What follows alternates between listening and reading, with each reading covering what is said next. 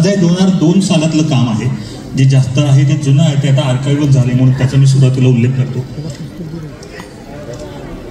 महाराष्ट्रात तमाशा काय कशा करता असतो हे समजेल आपल्याला या वाक्यावरनं.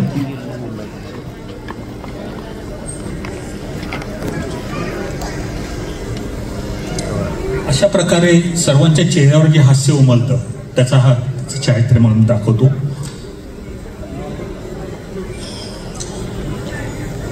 महिलांची संख्या तमाशा बघण्याकरता मोठ्या प्रमाणात असते. आजकाल शहरामध्ये म्हणून आजचा प्रयोग सुद्धा आपला लावणीचा होता, तो महिलांकरता होता, वेगळा असं केला. पण कुठल्याही यात्रे जत्रेला आपण गेलो तर ते खूप मोठ्या प्रमाणात, हा अगदी तुम्हाला असं वाटेल की कधी जुनं पुराणं वगैरे नाही. तर आता ह्या वर्षी 3 एप्रिलला जुन्नर तालुक्यामधल्या एका गावातला फोटो.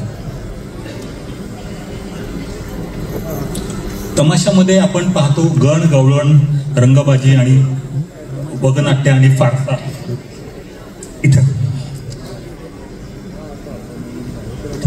गण गवळण, रंगबाजी आणि फारसा, मी मध्ये येत नाही ना, गण गवळण, रंगबाजी आणि फारसा असतो. तो गण जो आहे, तुम्ही पहा की तमाशा ही लोकपरंपरा आहे आणि सर्व नाट्यशास्त्रामध्ये कसं सांगितलं जातं की तमाशाचा नाटकातला अभिनेता असतो तो प्रेक्षकांना पाठ दाखवायचा नसतो. पण लोक कलाकाराला याची काही भीती नसते. तमाशातली गण सुरू झाला तर गणाला वंदन करून, म्हणजे गण म्हणजे हा गणाधीश आहे. गणाधीश म्हणजे गण परंपरेतली लोक, त्यांना वंदन केलं करत जातं साडीच्या पदराने आणि मग तो प्रेक्षकांकडे तोंड करून बोलायला गायला लागतो. नेक्स्ट, सोंगाड्या, त्यातला एक महत्वाचा किरदार आहे.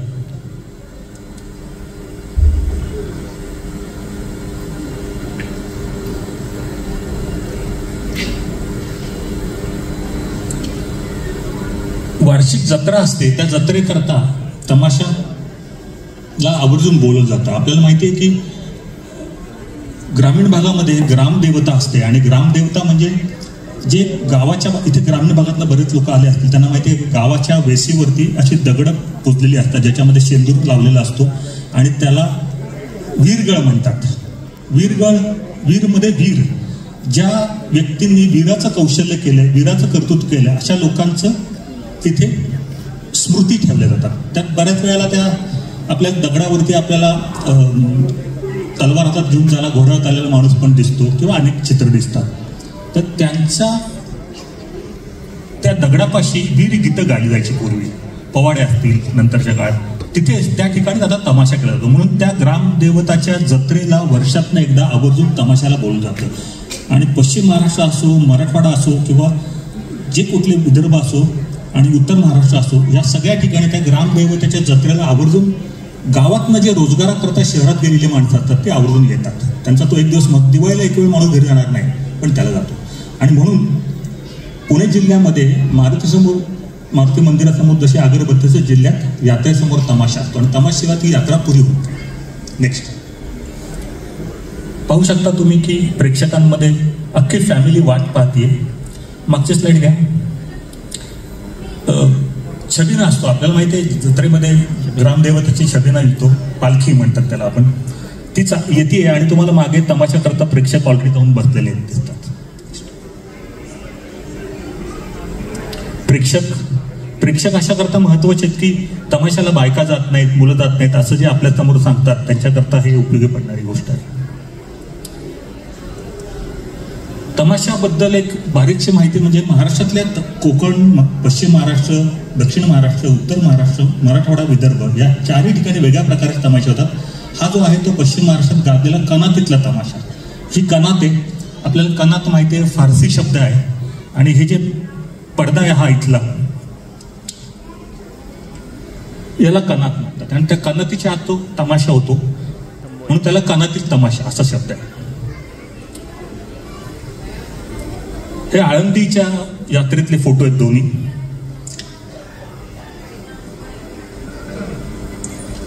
त्याची तयारी चालू आहे मंडप बांधण्याची. बॅकड्रॉप पडदा, मोठा तमाशा आहे हा. 100-150 लोक असतात, त्याच्यामध्ये 40-50 कलावंत असतात आणि मग त्याची मदत करणारी माणसं. हा याच्या 30-42 म्हणजे यावर्षी मोजले हे 42 तमाशे यावेळेस कनक तमाशे होते नारायणगावला. हा हे एक महत्वाचं आणि कलावंताचं वाक्य आहे, जो त्याची स्वतःची लोकांची आपल्याकडे बघण्याचा दृष्टिकोन कसा वेगळा आहे. आम्ही मात्र फक्त आम्ही तिकीट बारीवरती आमचं सगळं चालतं असं सांगणार आहे. बऱ्याच वेळेला आपल्याकडे एक मानसिकता आहे की पैसे देऊन कोणाला विकत घेता येतं अशा अर्थाची. पण तमाशामध्ये हे त्यांना सांगावं लागतं, याचा अर्थ आपला दृष्टिकोन त्यांच्याकडे बघण्याचा कसा आहे हे निदर्शक आहे त्याचं.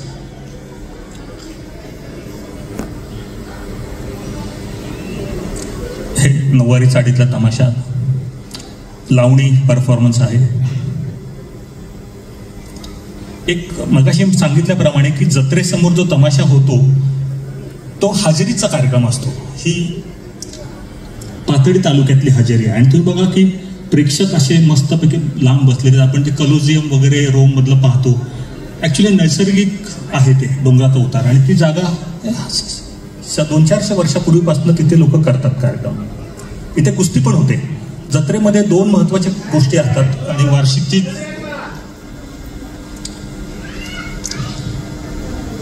जत्रेकरता जे पैसे जमा केले जातात ते 2 गोष्टीवर खर्च होतात. एक म्हणजे तमाशा आणि कुस्ती.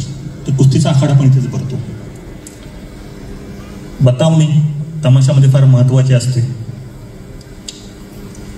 हे चित्र मी थोडंसं याच्यावर बोलतो. हा काळूबाळूचा एक परफॉर्मन्स चालू आहे बघा, आपण बघतो. आणि काळूबाळू नाही येते, काळूबाळूचं पात्र फेमस झालं 2 पोलिसांचं म्हणून ते आहे. आणि तुम्ही बघता की आपल्या 2 गोष्टी अगदी थेट याच्यात काय दिसू शकतं की कलाकारांचं, स्टेजचं आणि प्रेक्षकांचं नातं खूप क्लोज आहे, अगदी जवळचं नातं दिसतं. दुसरं की मुलं तमाशा पाहत नाही असं जे आपल्याला सांगितलं जातं त्याच्यावरती उत्तर आहे. तिसरं म्हणजे एकच प्रसंग चालू आहे परफॉर्मन्सचा आणि त्याचं प्रेक्षकांच्या मनावर वेगळे 2-3 प्रकारचे एक्सप्रेशन आपल्याला दिसतात. म्हणजे बघा तुम्ही, कुणी अगदी उत्सुकतेने पाहतंय वरती, कुणी एकदम निखळ हसतंय इथे, आणि मुलांमध्ये आणि प्रेक्षकांमध्ये अशा आहेत. तर मी याच्याकडे असं पाहतो की एखादा सिनेमा असतो किंवा एखादा टीव्हीचा शो असतो, तो दिग्दर्शक ठरवतो काय तुम्ही बघायचंय, पण प्रेक्षक जो आहे तो स्वतः ज्याप्रमाणे त्याच्या अनुभवानुसार ती कथा त्याच्या समोर येईल, ती समजेल त्याप्रमाणे त्या चेहऱ्यावर एक्सप्रेशन येतात. आणि हा फोटो याच्याकरता मला महत्वाचा वाटतो की ही जिवंत कला जी असते थिएटरची, त्याची ही ताकद काय सांगणारे चित्र आहे असं मला वाटतं. हे समजून सांगण्याचा कार्यक्रम आहे. मी स्वतः चित्र समजून सांगावं का नाही सांगावं याच्याकरता बरेच वर्ष वाट पाहिली, पण मला असं वाटतं काही आपण सांगायला हरकत नाही, कारण याच्यातनं माहिती होते पुढे जाते.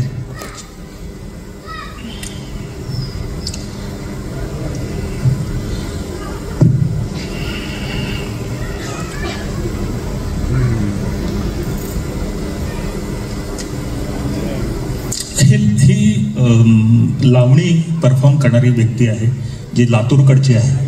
आणि मगाशी एक मुद्दा आला की वेगळ्या समाजातनं तमाशात स्त्रिया आणि पुरुष काम करायचं. तर ही आहे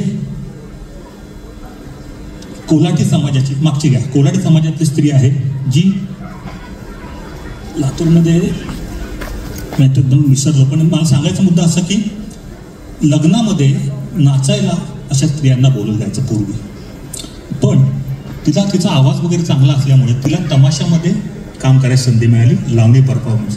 आणि ते जे आहे ते भिकेचं प्रोफेशन होतं आणि तमाशातला कलावंत बनणं हे आत्मसन्मानाचं आहे. त्यामुळे बऱ्याच वेळा सांगतो की हा आत्मसन्मानाचा प्रवास तमाशा कलावंतांचा आहे, ज्याच्यामध्ये त्यांना कलाकार म्हणून मिळतं. कोळवण किंवा अशा टाईपचा कोळवणी नावाची उपजात आहे त्याच्या धातू कोल्हाटीमध्ये. त्याच्या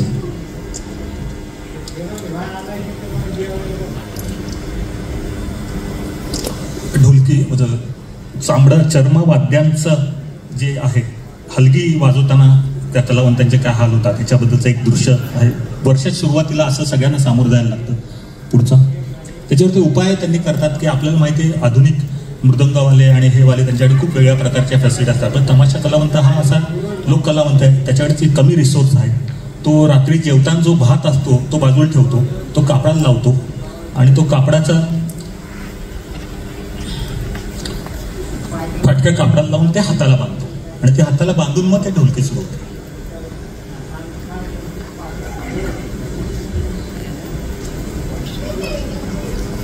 मध्ये आलो नाही थँक्यू. ते मी इकडेच होतो पण ते कॅमेरामनला थोडंसं चोवीचं नाही म्हणून. ठीक आहे, चला पुढची. खाण्याबद्दल तर जेवणा करतात आपल्याकडे सगळी माणसं काम करतात, मी पण जेवणा करता फोटो काढतो. अजून एक आहे की कलावंत हे लोककलावंत जे आहेत हे आपल्याला नेहमी सांगितलं जातं की हे बघून बघून शिकतात. आणि आपले आई वडील असतील किंवा कोणी मोठे शाहीर असतील त्यांचं ऐकून, तर ती मुलगी आपल्या मावशी किंवा आईचं एकदम कॉन्सन्ट्रेशननी एकाग्रतेने शिकते पाहण्याचं. आणि मग मूल आणि आई असे काही 4-5 फोटो आपण पाहू एकामागोमाग.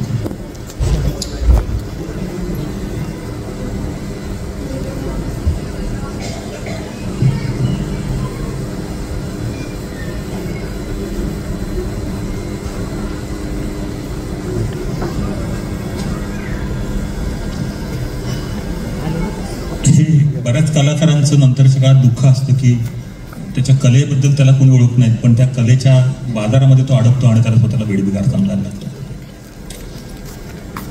त्यांचा प्रवास विचित्र आहे कर्नाटकीतील तमाशाचा की पहाटे रात्री तमाशा संपला असतो 4 वाजता. ते ट्रकमध्ये बसतात, पुढच्या गावात जातात, 12 वाजता पोहोचतात आणि 12 वाजताच्या उन्हात त्यांचा दिवस सुरू होतो. एक पुढच्या स्लाइड बघू आपण.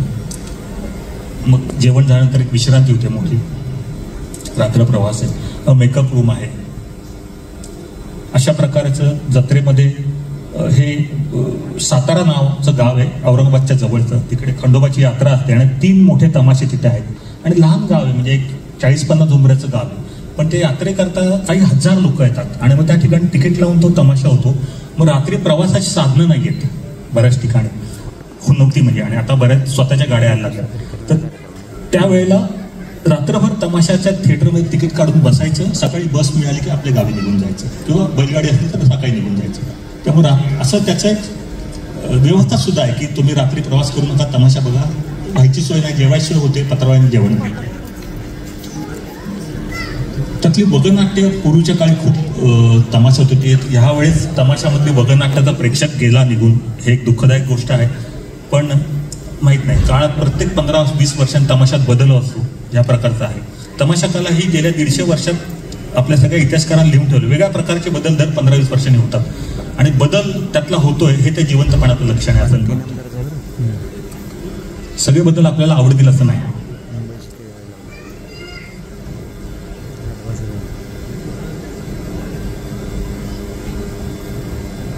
वगनाट्यात वेगळे विषय हाताळतात आणि त्या विषयामध्ये सामाजिक आशय फार महत्वाचा आहे. कौटुंबिक विषय आहे, धार्मिक, राजकीय भाष्य हे एक खूप मोठी कलावंतांना संधी मिळते व्यक्त होण्याची. आणि त्यातला महत्वाचं म्हणजे प्रेक्षकांना असं वाटतं की हा कलावंत आपल्या मनात बोलतो. हे आजच्या काळात लागू असणारे विषय, ही पोस्टर जुनी आहेत खरं. खैरलालजी हत्याकांड जेव्हा झालं तेव्हा त्याच्यावरती एक वगनाट्य खूप गाजत त्या काळात. रघुवीर खेडकरच्या तमाशातले आहे. हे नांदेडमध्ये चालू होतं. हे तुकाराम खेडकर, पांडुरंग मुळे, मांजरवाडीकर यांचा तमाशामध्ये 7-12 कोरा. आपल्याला माहिती आहे शेतकऱ्यांच्या कर्जमाफीवरती कोरा 7-12 करणे याच्याबद्दलचं भाष्य करण्यात आलं. आता या वर्षी मी एक पाहिलं की इंटरेस्टिंग, मागं लागली ईडी म्हणून मारली उडी. तर ईडी मागं लागल्यामुळे मी उडी मारली असं म्हणणारा हा जो कलावंत, हा जो वगनाट्यकार तमाशामध्ये जोपर्यंत जिवंत आहे तोपर्यंत तमाशाला मरण नाही असेल मानतो. मात्र यावर्षीचं तर वगनाट्य हे स्टेजवर येऊ शकलं नाही त्या वेगळ्या कारणामुळे.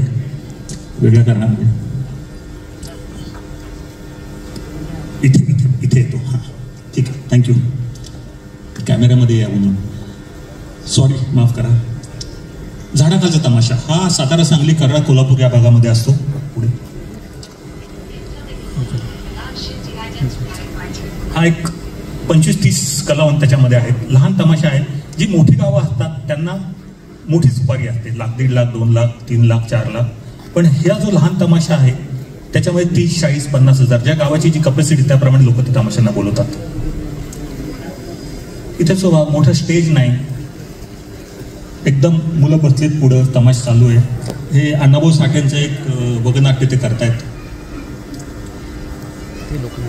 मगाशी जे वेट बिगार आपण म्हणतो, कार्यक्रम झाला की आपले मेंढरं भरल्या की माणसं तलावून चाललेत पुढच्या गावाला. स्टेज जे आहे त्याच्या मागेच कपडे बदलायची व्यवस्था आहे, उघड्यावर सर्व आहे. ॲक्च्युली आमचं सगळं जीवन उघड्यावर असतं म्हणून आम्हाला किंमत मिळत नाही, अशी तमाशाबाद कलावंतांची एक हलकी तक्रार सुद्धा असते. कारण ते स्टेजवरती कलावंत डायरेक्ट येतो आणि आम्हाला मात्र लोक सगळ्या ठिकाणी बघत असतात, त्याच्यामध्ये असताना वाटतं. हे मगाचं मी भाष्य केलं होतं की त्या वीरगड ज्या ठिकाणी असते तिथे तमाशा होतो, त्या वीरगडचे दगड खाली पडलेत, एक हे चिन्ह दिसते. आणि हे बहे बोरगाव नावाचं सांगलीचं गाव आहे, त्या ठिकाणी मला हे इमेज मिळाली. आता ते खूप बदलत चालली जग त्याप्रमाणे. तुम्ही पाहू शकता की त्याच्यामध्ये वेगळ्या समूहातले, जात समूहातले, भटक्या समूहातले कलावंत आलेले, मोठमोठे कलावंत झालेत ते. हा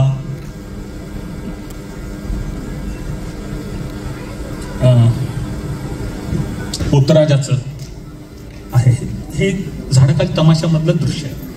तो पोतराजाचा त्यांना परफॉर्मन्सची क्षमता आहे, त्यांना लोकांना आपण काय मनोरंजन करू शकतो, लोकांना कसं गुंतवून ठेवू शकतो याची त्यांच्याकडे क्षमता आहे.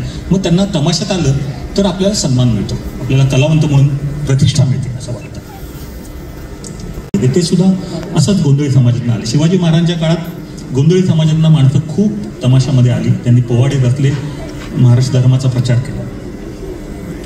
ते आपल्या वाद्यनिषेध. हा एक फोटो मी तुम्हाला सांगतो बघा, की आपल्याला पूर्वी पुस्तकात वाचले की तमाशा आमच्या काळी असा होता, आम्हाला कुठल्याही प्रकारचं मोठं कपडा लागत नाही, मोठं स्टेज लागत नाही, कुठला पडदा लागत नाही, काय नाही. आम्हाला सतरंजी जरी मध्ये असले तरी आम्ही असा पूर्वी तमाशा व्हायचा. मी जेव्हा ते फोटो काढत 2000 साली काढत होते तेव्हा मला एक साताऱ्यामधलं एक लहान गाव आहे रहिमतपूर गावात मला हे दृश्य दिसलं. तिथे वार्षिक जत्रेचा तमाशा आहे. रहिमतपूरमध्ये हा फोटो आहे, ज्याच्यामध्ये तुम्ही पहा की एक सतरंजी फक्त अभिनय कौशल्य आणि आवाज याच्यावरती खूप प्रेक्षकांना गुंतून ठेवलं. वरच्या बाजूला अजून प्रेक्षक बसले आणि सकाळी 10 वाजल्यापासून 4 वाजेपर्यंत कार्यक्रम चालतो. प्रेक्षक बदलतात, वगनाट्याला महिला कुटुंबातले प्रेक्षक येतात, लावणीला तरुण प्रेक्षक येतो, असं प्रेक्षक बदलत तो भाषा पुढे जातो.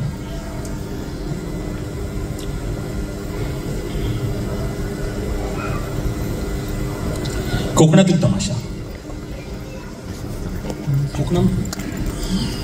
आपल्याला माहिती आहे कोकणामध्ये आपण दरवर्षी पालखी नाचवली असं एक वर्तमानपत्रात फोटो बरेच येतात. काय पालखी नाचवली म्हणजे ज्या ग्रामदैवताची पालखी नाचून ती लोकांच्या घरी जाते, वस्तीवर जाते, हा त्यातला एक अर्थ आहे. कारण ती पाड्यापासून निघते आणि होळीपर्यंत जाते. आणि त्या ठिकाणी मग काय होतं की आपल्या वस्तीवर, आता हे मला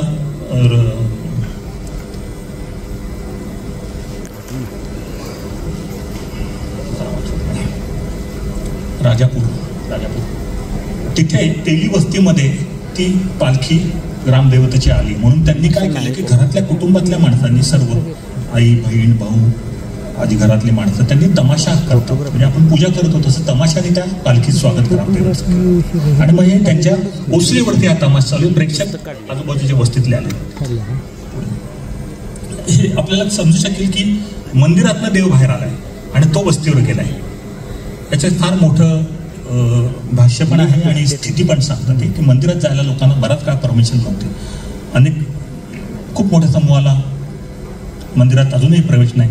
मी काळूबाळूचं अगदी सगळ्यांना उदाहरण सांगतो की काळूबाळू जेव्हा संगीत नाटक अकादमी पुरस्कार मिळाला तेव्हा गावकऱ्यांना असं वाटलं, तरुण मुलांना, की संगीत नाटक अकादमी पुरस्कार मिळाला. ही 2001 सालची गोष्ट आहे. तर आपले काळूबाळू जे आहेत ते दरवर्षी इथून प्रवास करायला जातात दसऱ्याला आणि ते अक्षय तृतीयेला परत आपल्या गावातल्या तमाशा करता येतात. ते अक्षय तृतीय तमाशा हा पश्चिम महाराष्ट्रामध्ये सगळ्यात मोठा मुहूर्त असतो, तो सगळ्यात पहिला बुक होतो, त्याची मोठीच उपारी असते. ती सोडून ते आपल्या गावात तमाशा करतात. पण ते शाहिरी परंपरेतले आहेत. तर ते शाहिरी परंपरेतल्या तुऱ्याचा फेटा आणि तुरा चांदीचा ते आपल्या महादेवाला गावातल्या अर्पण करून जातात. तर ते अर्पण करून जातात म्हणजे काय, तर ते ठेवून जातात पायरीवर.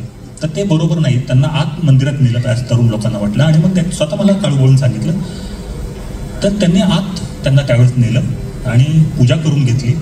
आता काळू बाळूंचा बौद्ध धर्म स्वीकारला होता पण त्यांना तो सन्मान वाटला. आणि मला वाटतं की अशा प्रकारे समाजात जो बदल घडतो या कालखंड बघण्याचा, तो मला एक महत्त्वाचा वाटतो. या प्रकारे आज आपण ह्या कार्यक्रमात बालगंधर्वमध्ये ह्या सगळ्या कलावंतांचे मोठे सन्मान आयोजक मंडळी करतायत. त्यांना त्यांच्या गावात प्रतिष्ठा मिळाल्या ह्या सन्मानाचा उपयोग होईल असं मला नक्कीच वाटतं. पुढे पुढे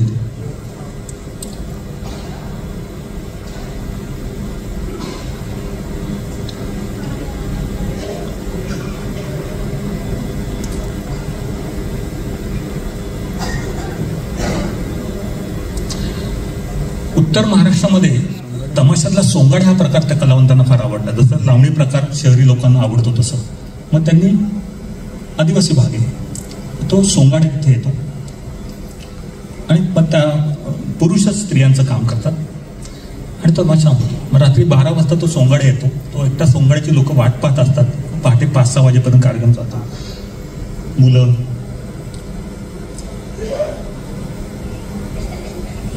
प्रेक्षकातनं एंट्री त्याची तो धमाल उडवतो फार अगदी. म्हणजे मी जेव्हा 2016 साली तमाशा बघितला तेव्हा नुकतंच 16 नोव्हेंबरला आपल्याला माहिती आहे 8 नोव्हेंबरला देशात मोठी घटना घडली नोटबंदीची आणि मग तेव्हा 2000 रुपयाची नोट आली. तुम्ही मार्च महिन्यात तमाशा पाहायला गेलो तर ती 2000 रुपयाची नोट त्याच्या हातात होती आणि तो ती 2000 रुपये नोट घेऊन बाजारात त्याला सुट्टी मिळत नाही म्हणून जो काही धमाल त्यांनी केली होती त्याच्यावरचं भाष्य त्यांनी केलं. मला वाटतं कुठल्याही इतकं नोटबंदी त्याच्या 2000 रुपयाची नोट याच्यावरती इतकं चांगलं भाष्य मला ऐकायला नाही मिळालं. माझ्या फोटो नाहीये. तुम्ही मला फोटो का नाहीये तर मी काय आलं प्रेक्षकांचा फोटो काढायला लांब त्या गर्दीत बसलो होतो. त्याचं जे ऐकत होतो पुढे येईपर्यंत तोच प्रसंग संपला.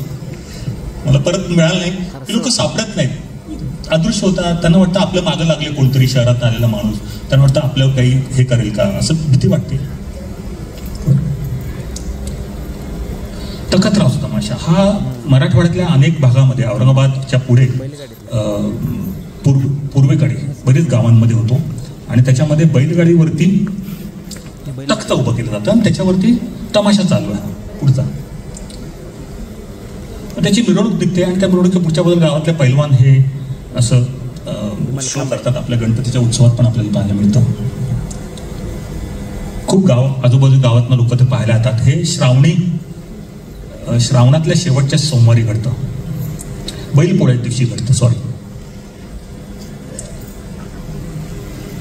आणि आपल्याला माहिती की हे आपल्याकडे अनिश्चितता आपल्या समाजामध्ये अनेक वर्ष आहेत. पाऊस पडत नाही. शेतकऱ्यांचे प्रश्न आहेत. कुटुंबातले प्रश्न आहेत. मुलगा व्हावा असं वाटतं लोकांना. अंधश्रद्धा आहेत. पण त्यांनी आपापल्या प्रकारे मार्ग शोधलेत. तर सगळ्यात मला हे त्या तमाशा करणाऱ्या लोकांपैकी एका माणसाचं जे दुःख होतं ते मला इथे सांगावंसं वाटतं की बहिणीला मुलगा व्हा म्हणून तो नवस बोलला होता. तो फोडण्यासाठी तमाशा त्यांनी घातला. मग त्या बहिणीला मुलगा झाला. आपल्या समाजामध्ये बहिणीला मुलगा जर नाही झाला मुलीच झाल्या फक्त तर आपल्या बहिणीला तो सोडून देईल नवरा ही भीती. ह्या भीतीपुढे त्यांनी हे नवस केला आणि तो पुढचा हा तो माणूस आहे खाली आणि मग तो तमाशा केला. हे सगळे व्यावसायिक कलाकार नाहीत. हे सामान्य लोक आहेत. कोणी शाहीर आहेत. कोणी स्त्रिया आहेत.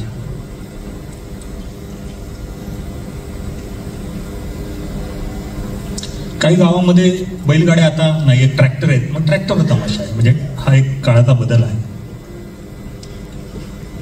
खडीगंमत तमाशा हा एक आपल्याला माहिती आहे पूर्वी कलगीतुऱ्याची परंपरा महाराष्ट्रात खूप मोठी होती. काळूबाळाचा उल्लेख केला तो तुरा परंपरेतला आहे. पण विदर्भामध्ये कलगीतुऱ्याची परंपरा खूप काळ शिल्लक आहे. अजूनही गेलं तरी आपल्याला पाहायला मिळतात. त्याच्यामध्ये अजून ऍड झालेत कलगीतुऱ्याचे जे हिरवं आणि भगवं केशरी निशाण जे आहे त्याला काही कलावंतांना असं वाटलं आंबेडकरांनी जेव्हा धर्म बदलला बौद्ध धर्म घेतला 56 सालानंतर त्यानंतर शिक्षण आणि याच्यातनं आंबेडकरांचं वाचून प्रभावित आलेले कलावंतांनी ठरवलं की आपण पुराणातले रेफरन्स देऊन जे काही शायरी करतो त्याच्यापेक्षा आंबेडकरांनी जे आपल्याला सांगितलंय शिक्षणाचं महत्त्व काय आहे समाजात काय आपल्याला करायला पाहिजे ह्याचे विषय घेऊन त्यांनी शायरी करायला सुरुवात केली आणि त्याच्यात त्यांनी निळं निशाण नाव ठेवलं. आणि तिकडच्या भागामध्ये अजूनही अशा प्रकारे की 2 शाहीर एकमेकांसमोर येतात आणि ते प्रश्न विचारतात आणि प्रश्नाचं उत्तर यातनं प्रेक्षकांचं मनोरंजन होतं. ते आध्यात्मिक असतं किंवा नवीन विषय असतात आणि पुरुषच स्त्रियांचा पाठ करतात. 2001 साली 2 साली मी जेव्हा तमाशे पाहिले तिकडचे तेव्हा पुरुषच त्यात काम करतात असं म्हणणारी माणसं होती.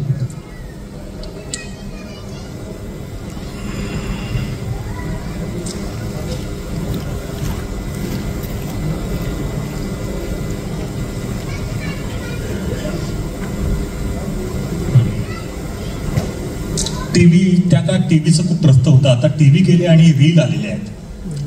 रीलचा पण त्याचा एक प्रभाव आहे लोकांच्यावर.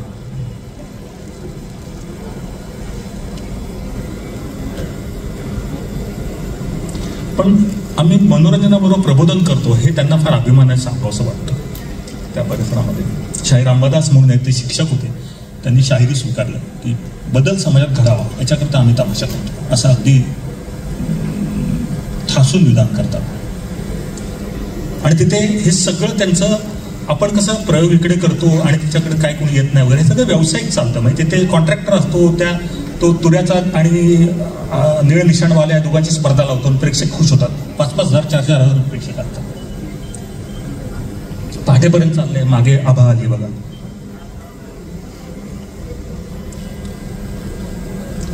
तिथे एक अजून एक मजेशीर गोष्ट की तिथे फक्त 9च लोक तमाशात असतात बघा. एकदम डेमोक्रॅटिक पद्धत आहे. 1,000 रुपये जर त्यांना मानधन मिळालं, उदाहरणार्थ 10,000 मिळालं, तर प्रत्येक कलावंत 1,000 घेतो आणि तमाशाचा जो मुख्य शाहीर असतो तो 2 मानधन घेतो.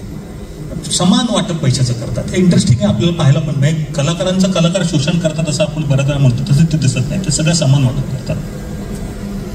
कलाकार खूप सामाजिक जबाबदारी करतात. हा एक गरिबा शाहीर म्हणून तिथे मला भेटला होता. ही गोष्ट 2-3 सालातली.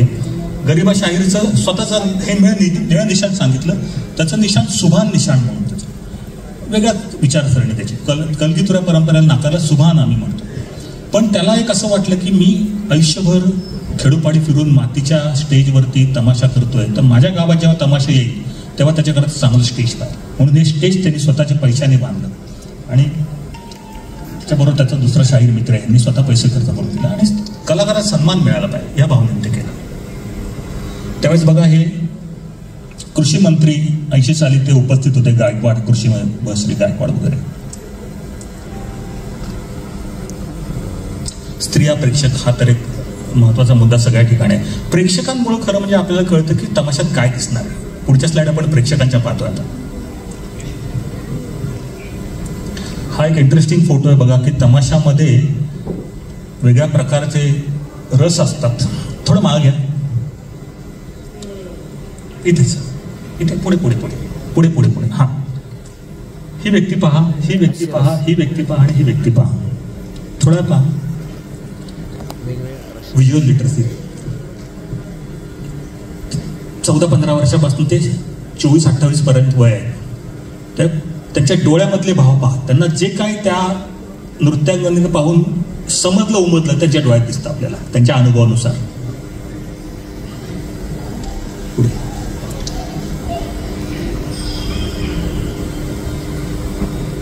अगदी भावनात्मक अपील पासून ते निखळ आनंद.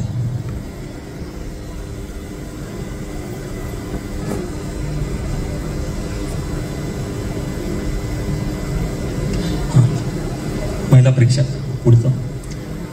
यावेळेस मी 18-19 साली पुन्हा एकदा तमाशा मी पाहायला गेलो, कारण दर 15 वर्षात तमाशा बदलतो. तर काय बदल आहे ते समजलं पाहिजे आपल्याला आणि त्याची नोंद करता आली पाहिजे. तर मगाशी मी सांगितलं, उदाहरण म्हणून सांगतो.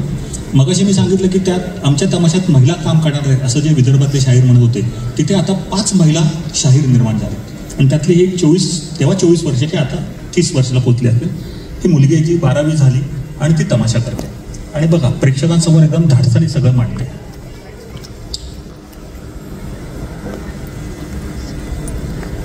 प्रेक्षक सर्व प्रकारचे पुरुष प्रश्न विचारतात. म्हणजे कलगीतुरा. तर कलगीतुऱ्यामध्ये सगळ्यात महत्वाचं म्हणजे काय आहे की तुम्हाला माहिती, शंकर आणि पार्वती, शिव आणि पार्वती किंवा स्त्री आणि पुरुष हा एक सनातन झगडा त्याच्यामध्ये असतो. आणि मग आता यापूर्वी विदर्भातल्या खडीगंमत तमाशामध्ये स्त्री जी आहे तीच पुरुष, जे 2 पुरुष एकमेकांशी संवाद करायचे, प्रश्नोत्तर करायचे, त्यातले आता स्त्री उत्तर देणार आहे. तर मला उत्सुकता होती का स्त्री ह्याच्याकडे कसे बघणार. तर तेव्हा असं घडलं की मागचं करू आपण. मागं ही मुलगी जी आहे तिला लोकांनी प्रश्न विचारला की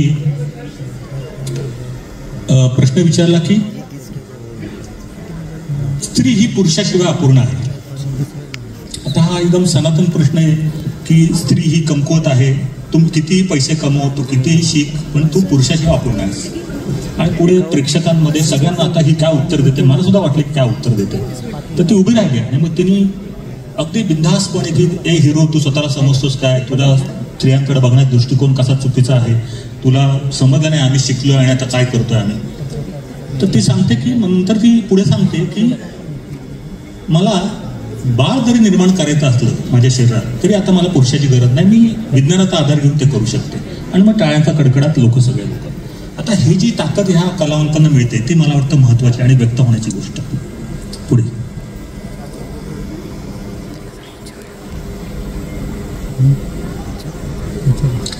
आणि ह्या गायिका आहेत बघा, या महात्मा फुल्यांचा उल्लेख केल्याशिवाय तमाशाचं आपल्याला पुरं करता येणार आहे. बघा, शिवाजी महाराजांचा पोवाडा त्यांनी घातला, उच्चवर्णीय भेदाभेदावरती त्यांनी खूप चांगलं भाष्य केलं, वर्णीय व्यवस्थेवर भाष्य केलं आणि त्यांनी तमाशामध्ये नमन इंट्रोड्यूस केलं, पोवाडे नवीन रचले सामाजिक भाषेवाले. तर फुल्यांमुळे आम्हाला शिकायला मिळालं आणि फुल्यांमुळे तुमच्यासमोर उभी असं ही आपल्या गाण्यामधनं सांगते. हे मला फार महत्वाचं वाटतं. पुढे संपलं, 30 मिनिटं आले बरोबर.